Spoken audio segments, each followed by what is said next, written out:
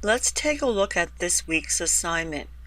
Here we see our website, and we are looking at the desktop version.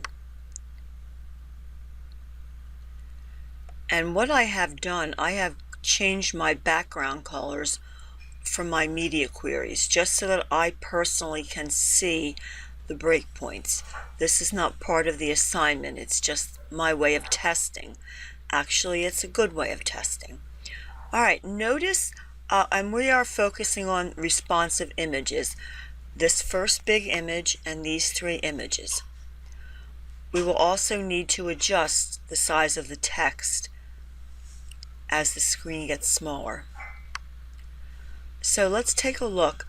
This image is approximately 600 pixels wide. It's centered within a 980 pixel container, 960 pixel, and we want to keep that proportion. We don't necessarily want to set this image to the max width of 100% of the container, because we want it centered and we want our margins. So we would be using for this image the target divided by context equals result rule. So as my monitor gets smaller, and here's my first breakpoint, notice it's yellow. You can see my images, see it's shrinking. Alright, that is a responsive image. Now, here's my next breakpoint, it is still shrinking all the way down. Another thing that we need to adjust is this bottom margin. And here again, but for the desktop version, that's 50 pixels. And the rule of thumb for margins is that for the context, you use the width of the element. So this width would be 980, and that would be the context. So we would have target, which is 50, divided by 980, which will give us approximately 5%. That's the way margins and paddings work. They work on the overall width of the container as the context. Alright, the next thing we need to do is to make these images responsive. Here again, they are within containers, and there are some padding set. These are approximately 200 pixels. Now there's two approaches to this.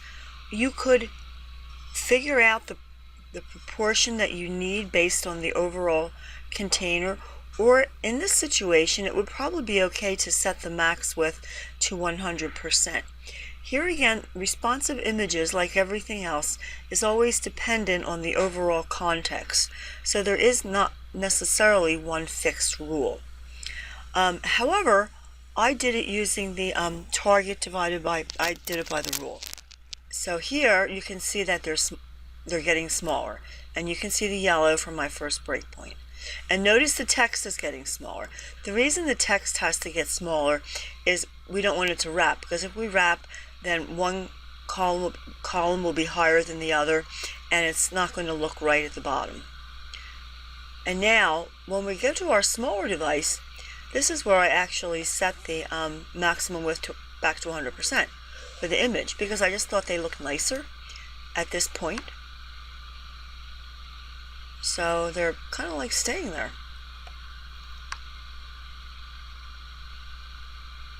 And here again, the aqua is just my test. Alright, so that is pretty much what we're doing this week. So let me know if you have any questions. Thank you.